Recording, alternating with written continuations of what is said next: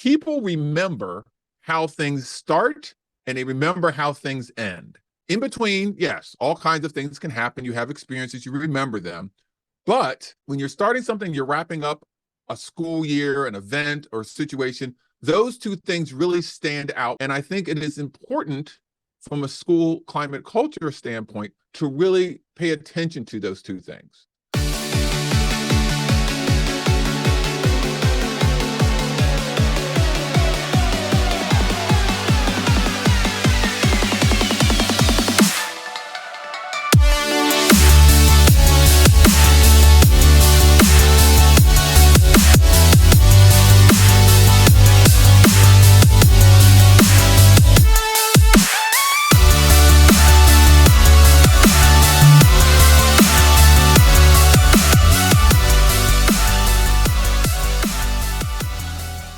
Hey, everybody, here we go. We are here again for the Stand Tall Leadership Show. My name's Steve Bowler, also known as Stand Tall Steve, and we are here with... I am Meg Dede with Integrated. All right, we are here back again. We're excited because this show is right around the end of the school year for a lot of people. Now, some of our schools that are down south, you're wrapping up. Like, you may already be done. You might just be. All right, some of our Midwest and Northeast schools, you are still rocking it full throttle. Some of the West Coast is kind of a mix and such. But yeah, this is where we are with everything. Now, before we jump into our topic and everything, I just want everybody to know just our time of the year and all. We're going to have an episode in June. We're going to take a little bit of time off in the summer. But when we come back, we're going to be under a new title. We will have a new title. Now, we're not going to tell you what the title is until the June episode, but it's going to really revolve a lot more around that culture, climate, understanding in schools. So we are going to have a new title, so when we come back in at the end of August into September, you'll hear us under the new title. Same people, still you and me, Meg. Awesome. Yep, just us. Yep. But that's what we're going to have. I'm excited for that. Yeah, me too. I am. Because, I mean, the team is not only are we having a new title, we're getting new branding. I know you and I took some fabulous photos. We did. We look awesome. So we're going to use the new images that we have. We're going to have a new look. And yeah, it's going to, and even the way, for those of you that are watching this on YouTube, or, you know, we're redoing, we're going to redo the intro for our YouTube. It's going to be shorter. It's going to be concise. So it's going to be some change ups going on for the this show in the future. So we're excited about that. New and improved. Yeah, new and improved. That's it. All right, so let's dive into this. All right, so we have a topic. I think it is apropos. It is good for this time of year. All right, so Meg, what is our title this time? Okay, so today we're going to be talking about alpha and omega. So Alpha, the beginning and the end.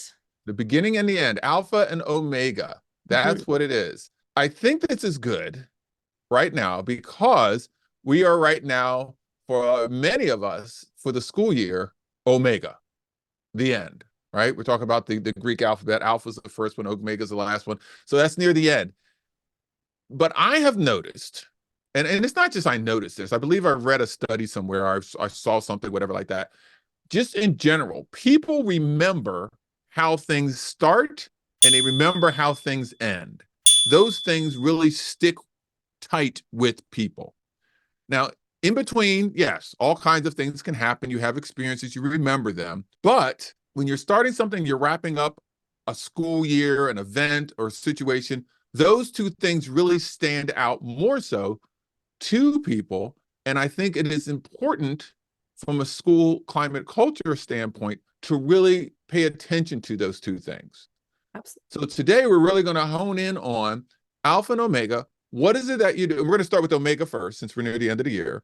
But what things are you doing to make the end of the year as positive as possible so that when you leave, it's not a horrible feeling. It's not a running out of there. It's not a, I'm never going to come back. It's not a, I don't know when I ever come back to this place again. I got to get out of this. And then on the other side of this, we're going to talk about alpha, where what are we doing to start the school year on a positive? So you have those good feelings. You're rocking and rolling. All right. What do you think, Meg? What are your thoughts that come to your head right now?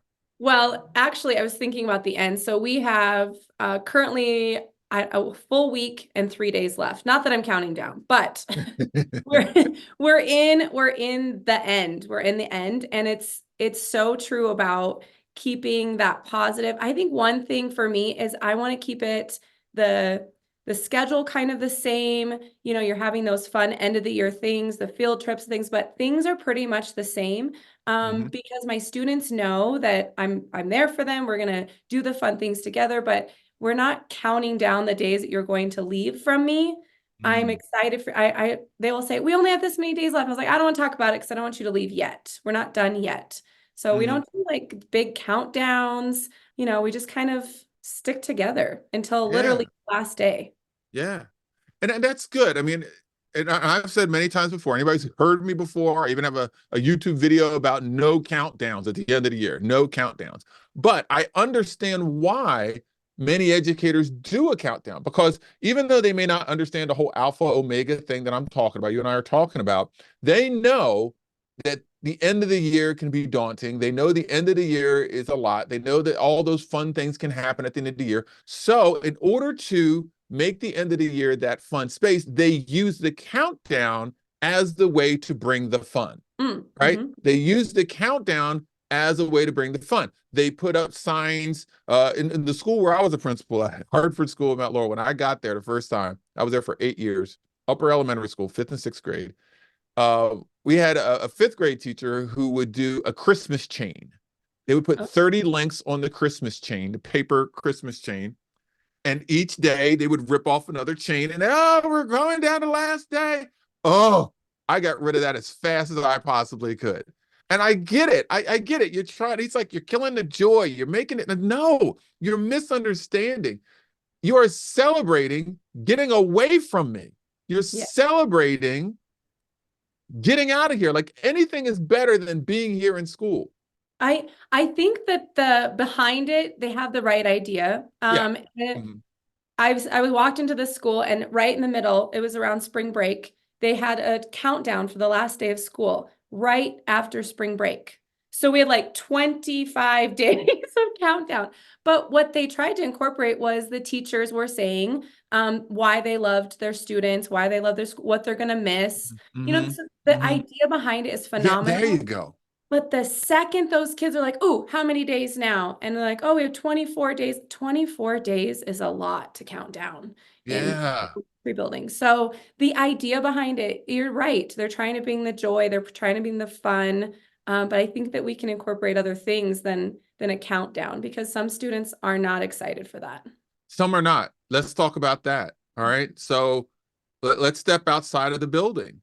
Let's talk about how some kids' lives are. They're saving graces at school. You Mm-hmm. know, their food comes from that school. You know, they know that that consistency that they've had all this time is that school. Even in air quotes for those who are just listening, that kid, that's the safe place for them. Even though they've been jacking you up all year long, that's their spot. Mm-hmm. And now all of a sudden you're going to celebrate me leaving here to go to what? You're assuming that what they're going back to is wonderful and great and amazing. Yep. And I get it. Sometimes it's like, oh my gosh, we're nitpicking every little thing, you know, but what about the kids who do, you know, who have a great life and well, then they don't need it. Yeah. But then they don't need it. And so let's, you know, go ahead. Even if they have a great life, they might Yeah. not be excited to leave school. I Yeah. just, we say all the time, like, what can we do today to have the kids want to come back to school tomorrow? And then we do this, like, can't wait for you to leave. I mean, we're Yeah. all Yeah. tired. It's starting to get nice. We're Yeah. excited, but I don't know. I don't know. How Yeah. could we end better? It's like, oh, we want to keep you to school. We got to keep attendance up there. And then all of a sudden, 10 days before school's out, we can't get to get out of here. Here's a countdown. Get out. It's like, wait a second. I know. Wait a second. So let's think of some other options here. All right. Yes. We're talking about the end of the school year. One of the options that I've said in the past is maybe you sit down with a group of staff members that has, number one, a very open, positive mindset. Come up with 10 positive words, Hmm. 10 positive words. And for each day leading up to the last day of school, you focus in on one of those positive words. And then you highlight that positive word. You challenge people to embody that positive word on those days. So this way, yes, you're going through the days to the last word. You can count them or not count them. It's not really a count down or count up, but you're infusing positivity, fun events, good thinking, good behavior for every day leading to the last day of school. To I love that. me, that again, remember, people remember how things start and how things end. So if you're ending with 10 days, even if you do 5, all right, pick 5 the last week, 10 days or 5 days of positive, not just words saying it over the announcement with somebody who has no vocal tone in their voice, but actually do something that really embodies that word. And now's a good time to come up with that before you get to the last days, because you got to have time to plan, figure something out, whatever like that. Yeah. Oh, that's great. I love that. And you can modify that anywhere you're Mhm. at. That's perfect. Yeah. Okay, so classroom side, I wouldn't do 10 days of this, that you would be crazy, but Yeah. maybe Yeah. like 3 to 5, we Yeah. do like a theme almost. So maybe Mm. like an art theme or a movement theme or something kind of that. So the whole day is around this idea. So maybe it's Mm-hmm. movement and we're doing like sports related things or something, and you can still bring in that curriculum. You're still working on some of those things to the end, but it's kind of a fun spin on it because the kids are Yeah. getting antsy. So Yeah. there's pathways of learning. Yes. Yeah, that's a good one. You're right. And again, like yeah, again, building level guy, but I love how you brought that down to the classroom level. It's like, well, look, this is something that we could do. Now here's something that just popped in my head as you were saying it, is you said you could still bring in curriculum and everything. I'm gonna put on the administrator hat, because they always say, work until the last day. Keep the instruction going to the last day. We're in a school. I mean, come on. I mean, we all know the last few days, especially the last days, are free for all. But Yes. Cleaning there's day. ways that you can do that, though. Because I mean, good grief, you're integrated. You integrate all kinds of things. Tell me your thoughts on that. I lean on you with this one, Meg. Yeah, teaching to the end. Absolutely. I think that you most definitely can teach to the last day of school, putting in, Mm, we're thinking the end of the year, you're spiraling, right? mm, You're really not integrating any new crazy idea. mm, All of our brains are done by then, but you're thinking about those little things that that the grade that they're going into, maybe your third grade going to fourth grade. What are some things you just need to kind of solidify, right, mm, as you go, and make it fun? You have to bring in the movement, the music, the arts, because your students are not going to sit and get at this moment. They need mm, to be, moving their bodies and doing different things with that. And that's where you can kind of end the year on a high note, is mm. you have all this fun coming in, but yet you're still teaching some of those skills that those students need. There you go. Now let's move that to the middle school and high school level, because I've seen at the high school level specifically, the last couple of days the kids are sitting in a room. You're throwing on a movie. You give them free time on the phone. It's like, no, I'm done my curriculum. I did it. I checked everything off. Now this goes back to compliance versus commitment. You're just being compliant. You're checking stuff off, and that's it. So in that same vein and that understanding, one of the things I always tell high school students and middle school students, especially when they come up and they say, why am I learning this? I'm not going to use this in life, right? You're learning this because it's hard, right? There's skills that you're doing. You're learning to write a report because this can be difficult, and you're using skills in that vein. You're using your brain in that vein. So therefore, when we're talking about those last few days, like you're talking about, picking something, find those skills. It doesn't necessarily have to be the subject matter that you are going over in the classroom, but what are ways that they can actually utilize those skills that you have taught them in a way on those last few days? All right, connecting with fellows in the classroom, coming up with what do you call those little mysteries, figuring out, Oh, yeah. solving those different types of mysteries.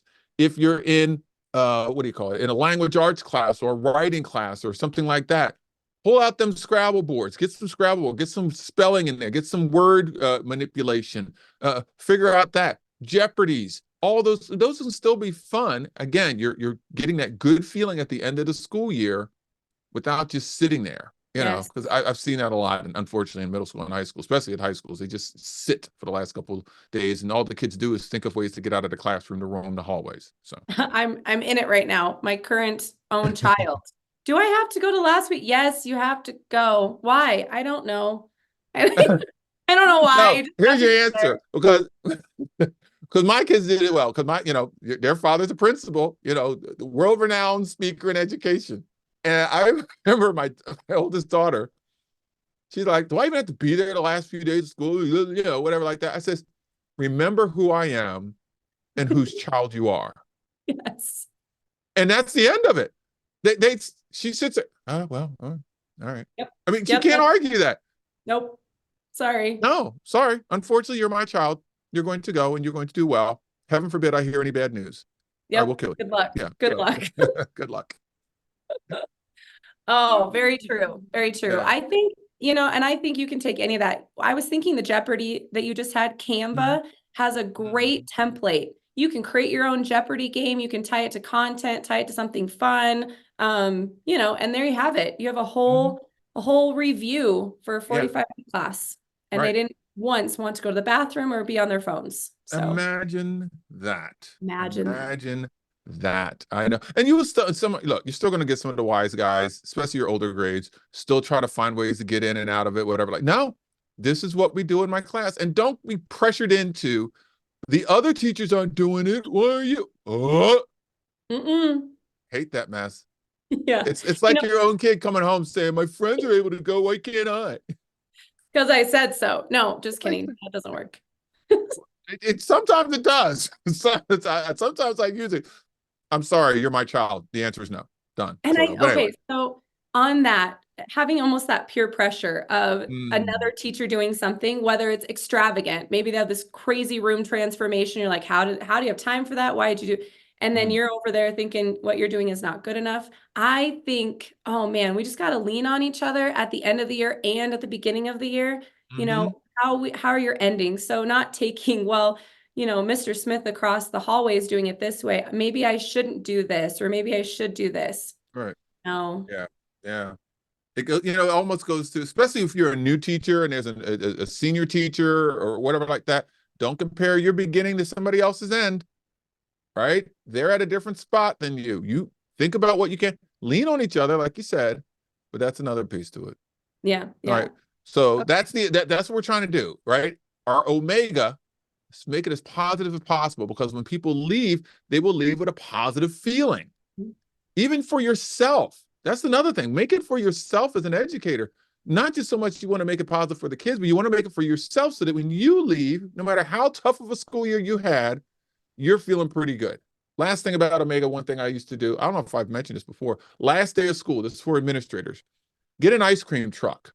Rent an ice cream truck to come by the school. Once the students are gone, once the students are all gone, the last bus is left, students have kissed the teachers goodbye and left, get an ice cream truck, come by and let the teachers, staff come out and get an ice cream on you.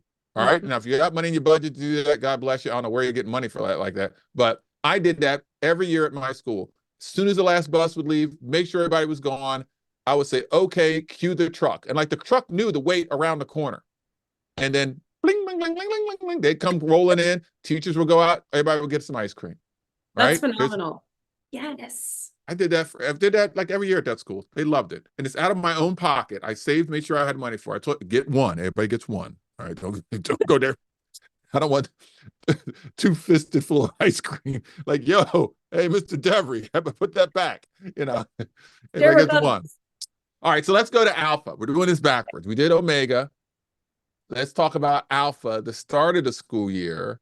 All right. Because even though we mentally want to be done, you got to start thinking a little bit about how this is going to go. Otherwise, you're going to be rushing and going crazy at the beginning of the school year.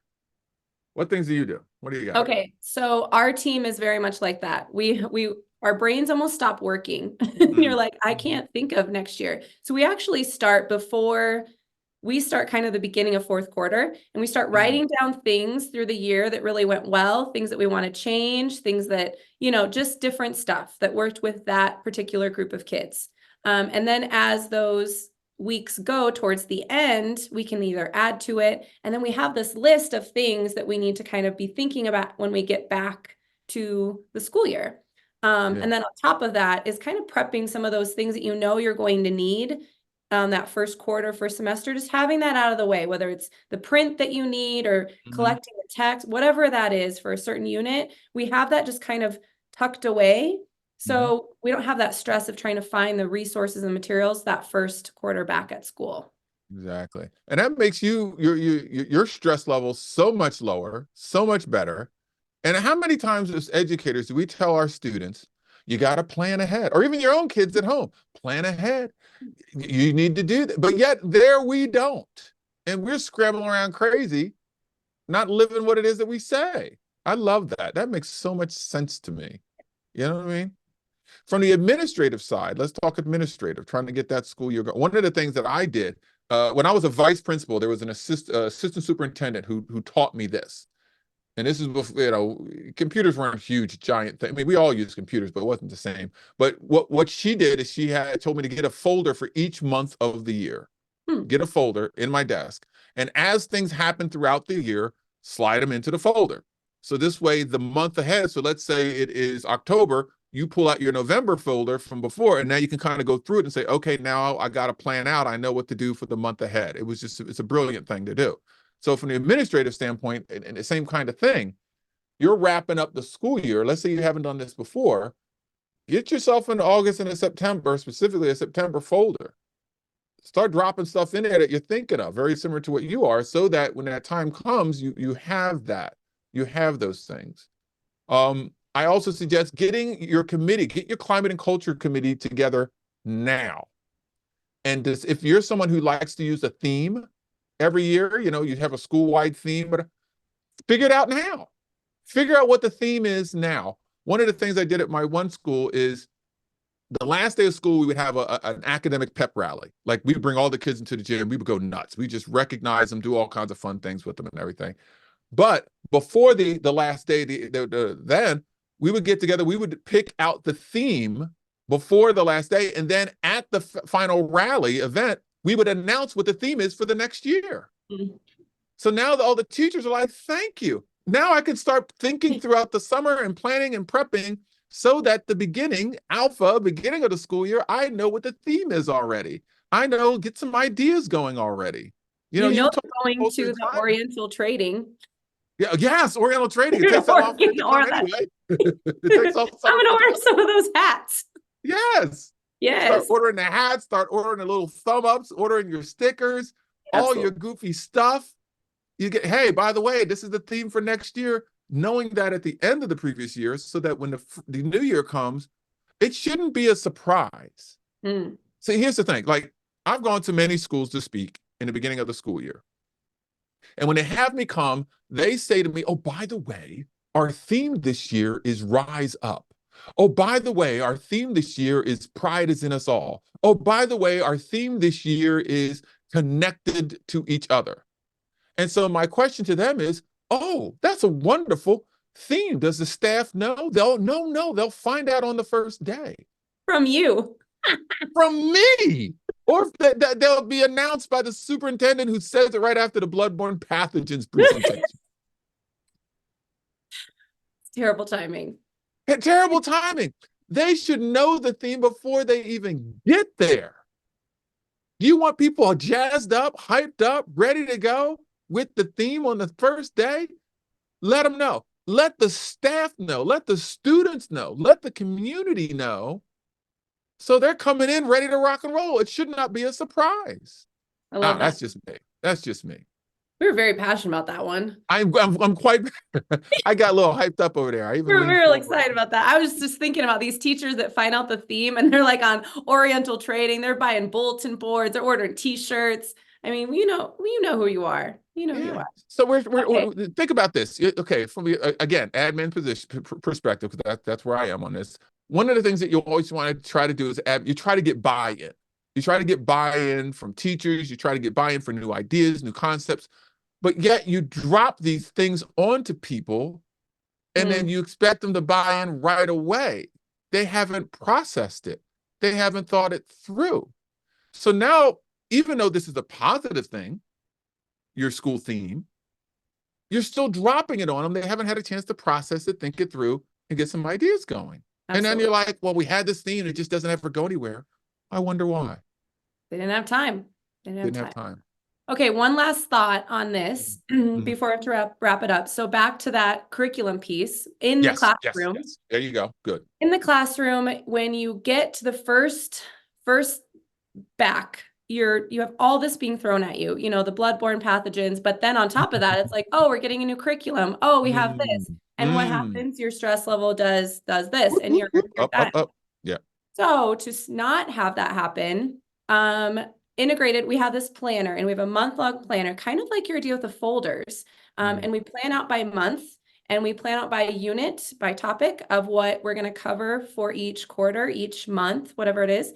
And we can kind of plug in some of those things that you need to hit. So you kind of have this idea of what your year is going to look like. And then as you get closer to it, you know, because sometimes it doesn't always go as fast or as slow as others.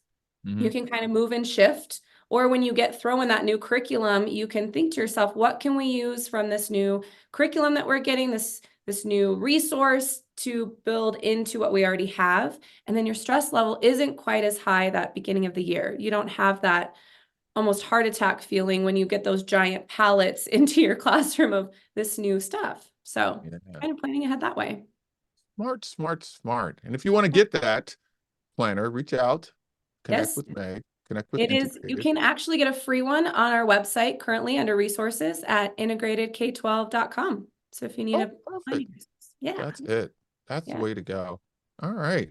Okay. Well, there you go. Alpha and Omega. I think we gave some ideas to help people kind of think differently. Here's the thing with my thing with ideas, because, you know, I speak on culture, climate, leadership development, idea development. This is the idea development thing.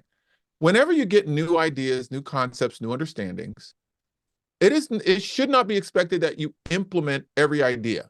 The whole purpose of developing ideas and getting these ideas is to get your mind in the idea mode. Because when you get into that creative mode and you start thinking and letting things churn, you come up with amazing ideas. You might take what we say and run with it, or you might take what we say, adjust it just slightly to fit, or you might say, oh, that makes me think of this, and then off you go. So that's part of what this is to make you think alpha, omega, think of those different times, and hopefully you can come up with something that works for you. But the main thing is to do something. Do it. Yes. Act on it. Right? That's perfect. That is perfect. There we go. All right, where are we going? We got some, we're going to be seeing each other. We've been talking about this lately, about where we're going, what's happening in the world of Stand Tall and Integrated. Yeah. We got some great stuff happening. I think that the next thing for you and I is Innovative School Summit Nashville. Yep. We will both be there. Yep. It's end of June. Now you're doing a pre-conference deal. Yep. And a conference. Yep, we got pre-conference, and then we've got a couple breakouts, and I'm on the 50-50 panel.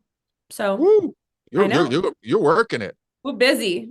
Yes. Now, please, if you listen to this, if you watch this or whatever, and you are going to be at the Innovative Schools Conference in Nashville, please come see us both. Yes. We both have a table. You have a table, right? We both right? have a table in the exhibition area. So please come, shake hands, take pictures, connect with us. Now, I'm going to be there. I wasn't going to be in Nashville, but now I'm going to be there. I'm going to be speaking on the 20th. What day am I speaking on? I don't know. I'm speaking the second day. I believe it's the second day of it. And I'm doing main keynote. And this is a brand new keynote. Keynote. Right? So if you've seen me before, you've gotten the Stand Tall Through It All keynote.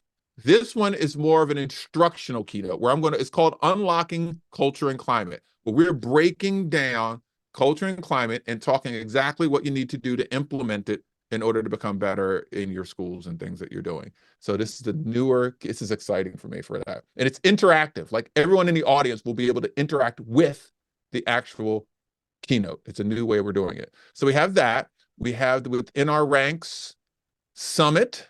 Yes. Which is happening 28th, 29th, and 30th of June in Philadelphia. Yep. That's exciting. then we're It's in filling up. It's filling up. I only take 10 to 12, maybe 14 people, but we are very, very close. I think we're at 8 already. good. If you're thinking about it, now's the time. Stop thinking and act. Yes, go to withinourranks.com to check that out. And then we have some other stuff. I got Innovative Schools Conference Vegas that's coming Yep. up. We'll be in And Vegas together yeah, too. we'll be in Vegas. And then we have at the beginning of August, we're going to NSA, National Speakers Association Conference, where we're Yeah. attending. We're not speaking. No, not Yeah. speaking, just No, we're attending. not, Yeah. no, but But that's you're getting your award, correct, at there? yes, I'm good. I got CSP, Certified Speaking Professional. I am a official certified speaking professional. It is, I believe only like 5% of all speakers worldwide have this designation. And it's not easy to get. It is not easy to be that level of certified. It doesn't bring me any more money or anything like that, but it's validation that I am of such a stature that I'm considered of the top 5%, which is really nice for me. Awesome. That's awesome. Yeah. Hey, this was great. Hopefully we brought you some ideas and some thoughts that you can implement in the beginning and the end of your school year.